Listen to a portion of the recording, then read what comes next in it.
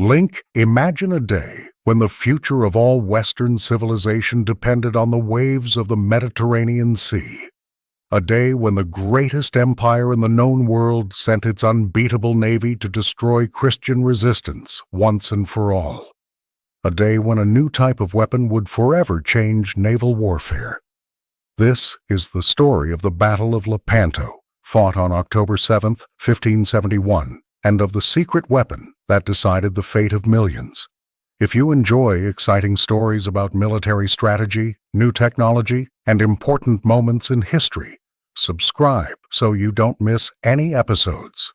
To fully understand what happened on that important day in the Gulf of Patras, we need to go back several decades and understand the context of a world on the edge of collapse. The 16th century was a time of amazing change where empires fought in battles that redrew borders, cultures, and the very path of human history. The Ottoman Empire under Sultan Selim II had become the most feared force in the known world. His armies had conquered Constantinople in 1453, ending 1,000 years of Byzantine history and opening the door to unstoppable expansion. From that moment on, the Ottomans knew no limits. They marched across Eastern Europe, conquered Hungary, surrounded Vienna, dominated North Africa, and turned the Mediterranean into what many now called a Turkish lake. The Ottoman fleet was the perfect example of sea power. Their galleys, long, narrow ships moved mainly by oars, glided through the waters with amazing speed. Each galley carried hundreds of oarsmen, many of them Christian slaves captured in previous battles, forced to live a terrible life in the lower parts of the ships. Above them, elite soldiers known as janissaries prepared for the hand-to-hand fighting that always followed every naval collision. The Ottoman strategy was simple, but terribly effective. Their galleys sped toward the enemy using the power of hundreds of oars rowing together. Upon impact, a bronze spike on the ship's front pierced the enemy's hull while grappling hooks locked the two ships together. Then the true horror began. Janissaries armed with scimitars, bows, and arquebuses swarmed the enemy decks in endless waves. It was a form of warfare the Ottomans had perfected over generations, and few forces in the world could withstand it. But Ottoman rule was not limited to military strength alone. They had an incredibly efficient government machine capable of gathering resources from 3 continents. Their shipyards in Istanbul could build a complete galley in a matter of days. Their trade routes connected Asia to Europe, bringing unimaginable riches that paid for ever more ambitious expansions. Sultan Selim II, while lacking the military genius of his father, Suleiman the Magnificent, inherited a perfectly working war machine, eager for further conquest. Meanwhile, Christian Europe found itself in a desperate situation. The nations that should have united against a common enemy were deeply divided. The Protestant Reformation had split Christendom, creating rivalries that sometimes seemed stronger than the conflict with Islam itself. France, though Catholic, kept practical alliances with the Ottomans to weaken its Habsburg rivals. England was more concerned with its own internal affairs and the growing Spanish threat than with events in the distant Mediterranean. Only a few powers remained alert in the face of the Ottoman advance. Philip II of Spain, which had inherited an empire where the sun never set, understood that its control over the Mediterranean was at stake. The Republic of Venice, the commercial jewel of the Adriatic, saw its trade routes being strangled one by one. The Papal States under Pope Pius V recognized that Rome itself could be threatened if the Ottomans were not stopped. The trigger for the final battle came with the Ottoman conquest of Cyprus. The island, which had been a Venetian stronghold for nearly a century, fell after a brutal siege lasting more than a year. Venetian resistance was heroic but hopeless. When the capital Famagusta finally surrendered in August 1571, the Venetian commander Marcantonio Bragadin was promised safe passage. Instead, he was subjected to unimaginable torture and finally flayed alive, his skin stuffed with straw and displayed as a trophy in Istanbul. This act of cruelty shocked all of Europe and finally provided the push for a Christian alliance. Pope Pius V, a man of iron determination and smart political vision, worked tirelessly to create a seemingly impossible alliance. He needed to unite Venice, which had lost Cyprus and demanded revenge, with Spain, which viewed the Venetians as annoying commercial competitors. He needed to include the Papal States, Genoa, Savoy, and the Orders of Malta and the Knights of St. Stephen. Each of these powers had its own goals, its own interests, and its own mutual distrust. Through a combination of skillful diplomacy, passionate religious appeals, and promises of material benefits, the Pope achieved what many considered impossible. In May of 1571, the Holy League was born, a coalition of Christian states committed to stopping the Ottoman advance. The terms of the alliance specified that each member would contribute ships, men, and resources. Spain would provide the bulk of the fleet and financing. Venice would bring its unmatched naval expertise, and the Pope would serve as a mediator and spiritual unifying force. To command this Christian armada, a young man was chosen, already surrounded by the aura of legend. Don Juan of Austria was only 24 years old, but his name was already spoken with reverence throughout Europe. The illegitimate son of Emperor Charles V and half-brother of King Philip II of Spain, Don Juan had grown up far from the courts, shielded from political intrigue, until his brother finally recognized him and brought him to the center of power. Don Juan had proven his military worth by putting down the Moorish rebellion in Granada, demonstrating not only personal courage but also tactical skill and the ability to inspire fierce loyalty in his men. He was charismatic, handsome, cultured, and ambitious. Some said he dreamed of conquering Constantinople and restoring the ancient Byzantine Empire under his own rule.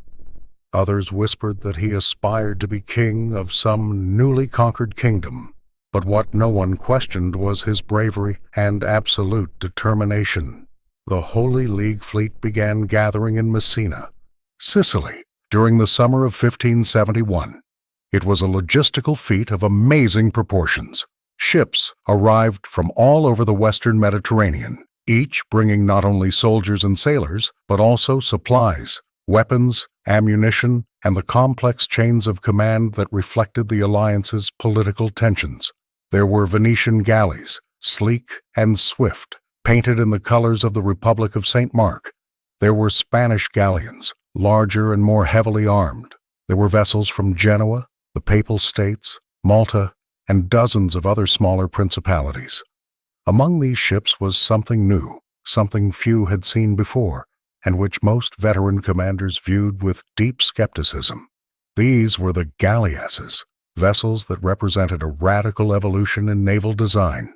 While traditional galleys were low, narrow, and relied primarily on their speed and maneuverability, galleasses were true monsters of the sea. They were larger, taller, with imposing forecastles, and carried a quantity of artillery that would have been impossible on a regular galley. The Venetians, always the Mediterranean's most daring naval innovators, had developed this concept through decades of experimentation. A typical galleass measured over 40 meters in length and displaced several hundred tons. Its hull was reinforced to withstand the weight and recoil of dozens of cannons. At the bow, it mounted heavy artillery pieces capable of firing projectiles weighing 20 kilograms or more at considerable distances. Alongside, rows of smaller cannons created a devastating field of fire. But the true revolution lay not only in the number of guns but in the combat philosophy they represented. For centuries, Mediterranean naval warfare had been essentially an infantry battle fought on floating platforms. The goal was to get close, board, and engage in close combat. Artillery existed, but it was seen primarily as a support for the boarding maneuver, not as the deciding weapon in itself. Galleasses proposed something completely different, destroying the enemy from a distance before they could even get close enough to board. This idea met with considerable resistance. Veteran commanders who had spent decades perfecting the art of galley warfare viewed galleasses as clumsy oddities. They were slow, difficult to maneuver, and dependent on the wind for effective movement in a battle that would be decided by speed and agility. Skeptics argued these floating fortresses would be more of a hindrance than an asset. Some even suggested they would be sitting ducks, too big to lose, too slow to escape. Don Juan of Austria, however, saw something different. He recognized that while galleasses could not pursue the enemy, they could form anchor points in a battle line, creating impossible kill zones for any galley attempting to advance. He decided to include 6 Venetian galleasses into his battle formation, a decision that would prove absolutely crucial. While the Christian fleet was preparing in Messina, on the opposite side of the Mediterranean, another impressive force was gathering. Muezzin Zad Ali Pasha, the Supreme Admiral of the Ottoman fleet, had received direct orders from the Sultan.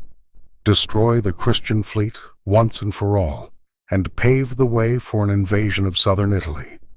Ali Pasha was an experienced and respected commander, one of the few admirals who had survived the frequent purges of the Ottoman court. He commanded a fleet of nearly 300 galleys, each manned by veteran fighters and slaves conditioned to the brutal rhythm of the oars. Ottoman confidence bordered on arrogance. They had defeated Christian fleets repeatedly over the previous decades. Their most recent victory in Cyprus had been complete and crushing.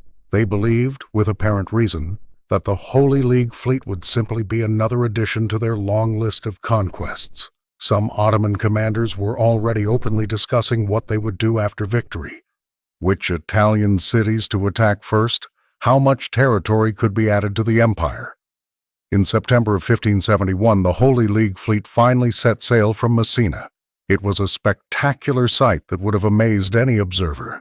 More than 200 galleys and galleons sailed in formation, their colorful sails creating a multicolored carpet over the blue waters of the Mediterranean. Religious banners fluttered from every mast. Golden crosses gleamed in the sun, and the sound of drums and commands echoed across the waves. Aboard these vessels traveled more than 80,000 men, including some of the fiercest soldiers in Europe. Among these soldiers was Miguel de Cervantes, the future author of Don Quixote, then a young common soldier serving in a Spanish company. He was sick with a fever on the day of the battle, but refused to remain below deck, insisting on fighting despite his weakened condition. His courage would cost him dearly. He would receive 3 arquebus wounds, one of which would leave his left hand permanently paralyzed. But he would survive to write about that glorious day. The fleet sailed east across the Adriatic, searching for the Ottoman fleet. Anxiety grew with each passing day. Contradictory rumors arrived constantly. Some said the Ottomans had retreated to Istanbul for the winter. Others claimed they were nearby, waiting in some hidden bay to prepare an ambush. Don Juan maintained iron discipline, but even he began to wonder if there would actually be a battle that year. Then, on the morning of October 7th, as the Christian fleet sailed close to the western coast of Greece, observers at the top of the mast shouted the warning everyone had both expected and feared: sails on the horizon. Many sails. The Ottoman fleet had been found, or perhaps more accurately, it had found the Christian fleet. The confrontation that would decide the fate of the Mediterranean was about to begin. The two fleets sighted each other at dawn, near the mouth of the Gulf of Patras, near the city of Lepanto. The scenery was appropriately dramatic. The mountains of Greece rose majestically to the north, their slopes still covered in morning mist. The sea was relatively calm, with only a gentle breeze from the west. These would be ideal conditions for a galley battle where maneuver and speed would make all the difference. Don Juan immediately called his top commanders for a final war conference. Tension was in the air, not only because of the approaching battle, but also because the Venetian and Spanish commanders still had mutual distrust. The Venetians, who had lost Cyprus and thousands of their citizens, wanted immediate and total revenge. The more cautious Spanish remembered that keeping the fleet safe was as important as winning the battle. Don Juan needed to balance these conflicting priorities while preparing a combat strategy. The battle formation was carefully planned. The Christian fleet would be organized into 3 main divisions, extending in a line about 3 miles wide. Don Juan would personally command the center division aboard the Royal Galley, a magnificent vessel decorated with gold and crimson silk. To his right, commanding the southern wing, would be Giovanni Andrea Doria, one of the fleet's most experienced admirals. commander of the Genoese galleys. To his left, commanding the northern wing, would be Agostino Barbaro, a Venetian admiral determined to avenge the loss of Cyprus. And then there were the galleasses. Don Juan made the crucial decision to position these 6 vessels at the head of the Christian battle line, 2 opposite each division. They were to serve as a first line of defense, absorbing and disrupting the initial Ottoman attack. It was a risky strategy. If the galleasses failed to slow the enemy advance, they would simply become obstacles for the Christian fleet itself. But if they performed as planned, they could break the momentum of the Ottoman charge before it even began. On the Ottoman side, Ali Pasha also organized his fleet into 3 divisions. He held a considerable numerical advantage with some 300 galleys against approximately 208 Christian vessels. His strategy was classic and time-tested.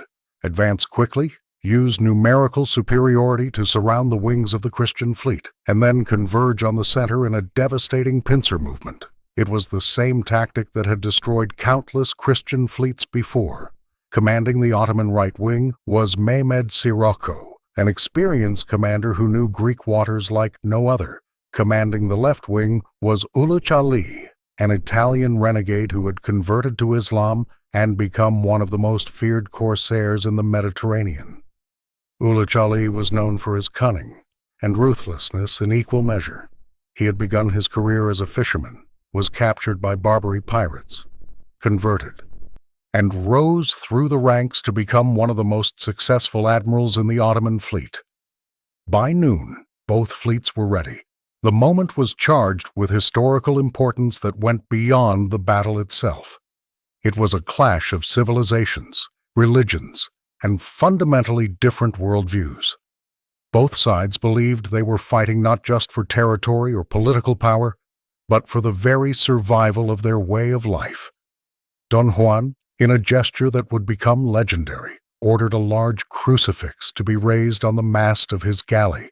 He then traveled the fleet in a small boat, visiting each division, speaking to commanders and common soldiers, inspiring them with words of encouragement, and reminding them of what was at stake. He is said to have told the men that they fought not merely for glory or plunder, but for the freedom of their families, the safety of their homes, and the preservation of their faith. On the Ottoman side, Ali Pasha issued his own words of encouragement.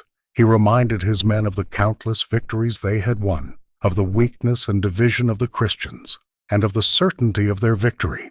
He promised riches, slaves, and eternal glory to those who fought well. The Janissaries, the Sultan's elite troops, beat their weapons against their shields in a deafening rhythm, creating a sound that seemed to make the sea itself shake. Then, around 12:30, the order was given. The Ottoman galleys began to advance, their oars striking the water in perfect rhythm. It was a sight both beautiful and terrifying. Hundreds of vessels moving as a single organism, their sharp prows cutting through the waves, their green banners fluttering in the wind. The sound was deafening, the beating of drums, the shouts of the rowers, the creaking of wood under extreme strain. The Christian fleet remained in its formation, waiting. This was the most difficult part of any battle, the moment of uncertainty before contact, when each man was alone with his thoughts and fears. Many prayed, some aloud, others silently. Priests moved among the men, offering final absolution. Commanders checked their weapons for the 100th time. And then, when the Ottoman galleys in the vanguard reached about 1,000 meters, the galleasses opened fire. The effect was devastating and completely unexpected for the Ottomans. The heavy cannons on the galleasses' bows fired almost at the same time, creating a wall of fire and smoke. 20-kilogram iron shells flew through the air at terrifying speeds, striking the Ottoman galleys leading the attack. What followed was carnage. The cannonballs striking a galley packed with men not only pierced the hull, but continued their path through entire rows of soldiers and oarsmen, turning flesh and bone into a red mist. Splinters of wood became secondary projectiles as deadly as the bullets themselves. Oars were ripped off, throwing their operators overboard or crushing them against the benches. Within minutes, several Ottoman galleys in the vanguard were turned into floating wreckage. The psychological impact was as devastating as the physical. The Ottomans had expected a battle in the traditional style. They had planned to quickly approach, board, and win through superior hand-to-hand combat. No one had prepared for this kind of concentrated artillery fire. The galleys at the front of the formation tried to avoid it, creating confusion in the ranks behind them. The Ottoman formation, which should have been a powerful spear piercing the Christian center, began to break apart even before the actual fighting began. But the Ottomans were seasoned warriors. They would not give up easily. They regrouped and continued their advance, their galleys accelerating as fast as they could, trying to get past the galleasses before they could reload and fire again. It was a desperate race, and many succeeded. The galleasses, for all their firepower, were slow to reload and had limited fields of fire. Dozens of Ottoman galleys passed them by and crashed into the main Christian line. The clash was titanic. Wood collided with wood with a crash that could be heard for miles. Spikes pierced hulls, grappling hooks pinned vessels together, and thousands of men threw themselves into mortal combat. In the center of the line, Don Juan's galley collided directly with Ali Pasha's galley. It was as if fate itself had arranged this duel between the two supreme commanders. What followed on the royal galley was one of the fiercest battles ever recorded. Ottoman janissaries, the finest soldiers in their empire, faced the Spanish tercios, the most feared infantry in Europe. Arquebuses fired at close range. Scimitars clashed against swords. Men fought and died in such cramped quarters that the dead remained standing, held up by the pressure of the surrounding bodies. Don Juan fought personally, his sword stained with blood, inspiring his men by example. For 3 hours the battle swung back and forth. The Ottomans, with their characteristic ferocity, managed to briefly capture the forecastle of the royal galley. For terrifying moments it seemed as if Don Juan would be captured or killed. But reinforcements arrived from neighboring galleys, and the Christians regained the lost ground. Arquebuses in the battle turrets fired down upon the crowded deck, each shot felling men like grains of wheat under a sickle. On the wings, equally fierce battles raged. On the north wing, Agostino Barbaro led his Venetians against Mehmed Scirocco. The Venetians fought with particular fury, remembering Cyprus and the fate of Marcantonio Bragadin. Barbaro was wounded early in the battle by an arrow that pierced his eye, but he refused to leave the deck, continuing to command while bleeding heavily. Eventually, the Venetian wing began to gain the upper hand. The Ottoman galleys, surprised by the intensity of the resistance, began to retreat. On the southern wing, however, the situation was different. Uluc Ali, the Italian renegade, showed why he was considered one of the most cunning commanders in the Mediterranean. Realizing that the frontal attack was failing, he executed a daring flanking maneuver. His galleys circled the southern end of the Christian line, threatening to surround the entire formation. Giovanni Andrea Doria, commanding the southern Christian wing, was forced to extend his line to avoid being flanked, creating dangerous gaps in the formation. Uluc Ali exploited these gaps ruthlessly. His galleys broke through the Christian line, causing chaos and confusion. He managed to capture the flagship galley of the Order of Malta, killed its commander, and tore down the order's standard as a trophy. For a moment it seemed as if the Christian southern flank might collapse completely, endangering the entire fleet. But it was at this critical moment that the true genius of Don Juan's formation revealed itself. He had kept a reserve of galleys behind the main line, including some of the most powerful Spanish and Venetian galleys. When the danger on the southern wing became apparent, he sent this reserve to stabilize the situation. Commanded by Alvaro de Bazan, Marquis of Santa Cruz, these galleys counterattacked with devastating force, pushing Uluc Ali's galleys back and restoring the Christian line. In the center, the battle on the royal galley finally reached its climax. Ali Pasha, the Ottoman supreme commander, was fighting personally on the bow of his galley when an arquebus shot struck him. He fell mortally wounded. Christian soldiers immediately rushed him, and within moments his head was cut off and raised on a spear. A scream of horror ran through the Ottoman fleet when they saw their dead commander. In contrast, the Christians let out a roar of triumph that seemed to make the waters tremble. Ali Pasha's death marked the decisive turning point. The Sultan's standard, which had flown proudly from the mast of his galley, was torn down and replaced by the standard of the Holy League. This symbolic act had a devastating psychological effect. Ottoman galleys that had still been fighting fiercely moments before began to waver. Commanders who had confidently pressed forward with attacks began to consider retreat, and then the tide of battle turned decisively. The Ottoman formation, which had already been disrupted by galleass fire earlier in the battle, began to fall apart completely. Galleys tried to flee, but many were so tangled with Christian vessels that escape was impossible. Others managed to free themselves but found there was nowhere to go. The bay was surrounded on 3 sides by land, and the Christian fleet blocked the only exit to the open sea. What followed was more of an execution than a battle. Ottoman galleys were hunted down and destroyed one by one. Some ran aground on the coast in desperate attempts to allow their crews to escape by land. Others were surrounded and forced to surrender after brief but fierce fighting. The sea ran red with blood and the surface was covered with wreckage, bodies, and desperate men trying to swim to safety. By late afternoon, the Battle of Lepanto was essentially over. Of the nearly 300 galleys Ali Pasha had commanded that morning, more than 200 had been destroyed or captured. Some 30,000 Ottomans were dead, and another 8,000 had been captured. Most importantly, 15,000 Christians who had been slaves on the Ottoman galleys were freed, many of them chained to the oars for years or even decades.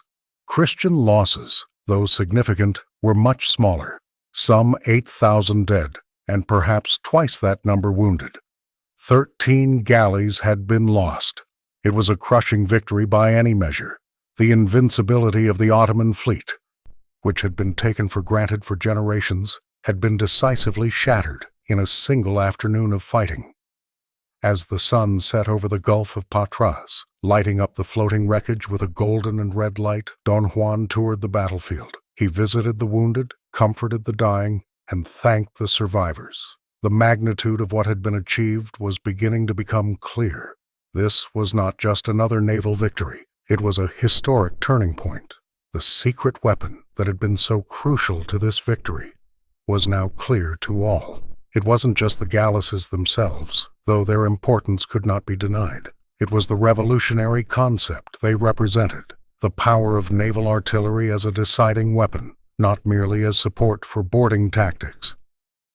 The 6 Venetian galleasses had fundamentally changed the dynamics of the battle from the opening minutes. Their concentrated fire had destroyed or damaged dozens of Ottoman galleys before they could even engage in close combat.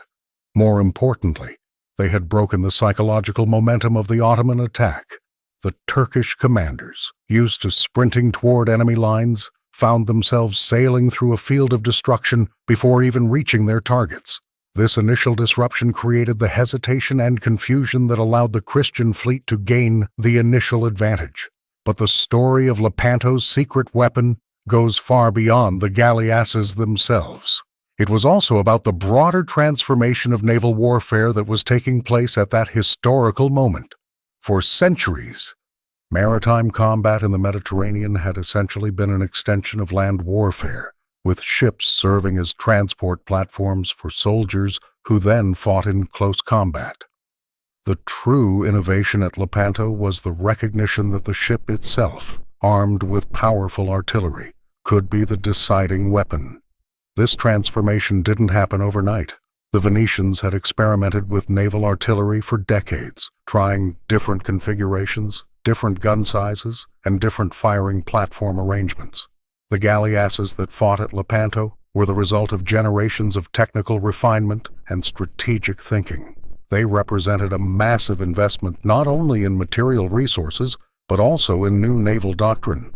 A galleass's crew was fundamentally different from that of a traditional galley. While a galley required hundreds of oarsmen but relatively few gunners, a galleass reversed this ratio. It required trained gunners capable of operating complex cannons under the chaotic conditions of combat. It required officers who understood ballistics, range, ammunition type, and reload time. It was a new kind of naval warfare that required a new kind of sailor. The Ottomans, for all their military prowess, had been slower to adopt these innovations. Their naval tradition was deeply rooted in galley tactics, and these tactics had worked magnificently for generations. Why change a winning formula? This reluctance to innovate, this reliance on time-tested methods, ultimately cost them dearly at Lepanto. In the weeks after the battle, as the Holy League fleet regrouped and repaired its damage, the full magnitude of the victory began to sink in. Messengers raced across Europe bearing news that seemed too good to be true. The invincible Ottoman fleet had been destroyed. The Islamic advance in the Mediterranean had been stopped. Christendom had won its greatest naval victory in generations. The celebration was explosive. Church bells rang in every Christian city. Processions of thanksgiving filled the streets. Pope Pius V, who had worked so tirelessly to create the Holy League, fell to his knees in prayer upon hearing the news. He attributed the victory to divine intervention and established October 7th as the Feast of Our Lady of the Rosary in commemoration. In Venice, the celebration lasted for days, with fireworks lighting up the night sky and wine flowing freely in the squares. Don Juan of Austria instantly became Europe's most celebrated hero. At 24, he had commanded the greatest naval victory of the century. Poets composed verses in his praise. Artists painted his portrait. Women throughout Christendom admired this handsome and victorious young warrior. He himself seemed destined for even greater things, perhaps indeed the conquest of Constantinople that so many dreamed of. But history, as often happens, took a different path than expected. The Holy League, created with so much effort before the battle, began to fall apart almost immediately afterward. The old rivalries between Venice and Spain came back. Each power had its own priorities and agendas. Venice, exhausted by the war and eager to regain its trade routes, soon negotiated a separate peace with the Ottomans. Spain, increasingly concerned about rebellions in the Netherlands and tensions with England, sent its resources elsewhere. Don Juan never had the opportunity to build on his victory. He was sent to rule the Spanish Netherlands, where he fought Dutch rebels in a frustrating and endless war. He died in 1578 at the age of 33 of typhoid fever in a cold, damp military tent far from the glory of Lepanto. His body was secretly transported back to Spain, dismembered and preserved in salt to prevent decomposition during the journey. It was a sad end for such a brilliant hero. And the Ottomans, they showed remarkable resilience. The Grand Vizier famously said, "You Christians have singed our beard, but it will grow back stronger. We have cut off your arm, and it will never grow back." He was referring to the loss of Cyprus, which remained in Ottoman hands, and there was truth in his words. In less than a year, Istanbul's shipyards had built a new fleet of over 200 galleys. Although they lost many experienced sailors at Lepanto, they had vast resources to recruit and train new ones. Yet something fundamental had changed. The Ottoman aura of invincibility had been shattered. It had been proven that they could be defeated, that their tactics could be overcome, that their empire was not the inevitable destiny many had begun to believe. This psychological shift was perhaps as important as the military victory itself. The Christian powers regained their confidence. The panic that had gripped coastal cities for generations began to fade. Most importantly, Lepanto marked the end of Ottoman expansion in the western Mediterranean. Although they held Cyprus and remained a powerful force for centuries, they never again seriously tried to invade Italy or threaten the heartland of Western Christendom. Their attention gradually turned to other frontiers: the Balkans, Persia, and the Caucasus. The galleasses, Lepanto's secret weapon, had an interesting fate. They represented the future of naval warfare, but a future that would take decades to fully realize. The problem was that they were a transitional solution. They were more powerful than traditional galleys, but still partially relied on oars for movement. They foreshadowed the ships of the line of the 18th century, the frigates and the warships powered entirely by sail and armed with banks of cannons. But this complete transformation would take generations. In the short term, traditional galleys continued to dominate the Mediterranean for another century. Galleasses were expensive to build and maintain, required specialized crews, and were less versatile than ordinary galleys. So while their contribution at Lepanto was crucial, they did not immediately replace the existing fleets. Instead, they served as a sign, an indication of future direction. The true revolution in naval warfare would come with the development of line-of-battle tactics, where heavily armed sailing ships would sail in parallel formations, exchanging artillery salvos until one side or the other was destroyed. This was the type of naval warfare that Nelson would master at Trafalgar more than 2 centuries later. But the seeds of this revolution were planted at Lepanto, where for the first time the power of naval artillery was decisively demonstrated. There are deep lessons in the story of Lepanto that echo through the centuries. The first is about the power of technological innovation. The Ottomans had numerical superiority, a winning tradition, and confidence born of decades of victories. But faced with a new technology they had not expected, and for which they were unprepared, their advantage disappeared. The galleasses changed the rules of the game, and changed them in ways that the Ottomans could not adapt to quickly enough. The second lesson concerns the importance of unity in the face of an existential threat. The Holy League was an unlikely alliance of states that were normally rivals or even enemies. Venice and Spain had competed for trade and influence for decades. The Papal States had their own agendas. Genoa competed with Venice, but in the face of the Ottoman threat, these differences were temporarily set aside. This unity, so difficult to achieve and so fragile to maintain, was crucial to victory. The third lesson is about leadership. Don Juan of Austria was only 24 when he commanded the Holy League fleet. He was young, relatively inexperienced in naval warfare, and commanded admirals much older and more experienced than himself. But he possessed charisma, courage, and the ability to inspire men to give their best. His decision to place galleasses at the front of the formation, though controversial at the time, proved brilliant. Good leadership can multiply the effectiveness of any force. The fourth lesson concerns the persistence of unintended consequences. Lepanto was hailed as a crushing victory that would change the course of history, and in a sense it did, but not in the way people at the time expected. It did not lead to the reconquest of Constantinople. It did not destroy Ottoman power. It did not unite Christendom in a permanent crusade. Instead, its consequences were more subtle and long-term, a shift in the psychological balance of power, an acceleration in naval innovation, a precedent for European cooperation against common threats. Miguel de Cervantes, the young Spanish soldier who fought at Lepanto despite illness, would later write about the battle with pride in the prologue to Don Quixote. He called Lepanto the highest occasion the ages have seen. For him and thousands of others who fought there, it was the defining moment of their lives. They had been present at a turning point in history. They had participated in something truly epic. And indeed, there is something epic about Lepanto that goes beyond the battle itself. It was the last great galley engagement in the Mediterranean, the end of an era of naval warfare that stretched back to ancient times. The tactics Themistocles used at Salamis, the Romans used against Carthage, the Byzantines used against the Arabs, all culminated and ended at Lepanto. After that, a new era of naval warfare of ships of the line and heavy artillery of completely different tactics would come.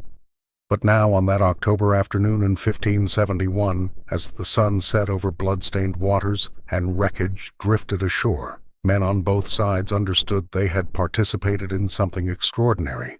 They had witnessed the clash of empires, the clash of civilizations, and the triumph of innovation over tradition.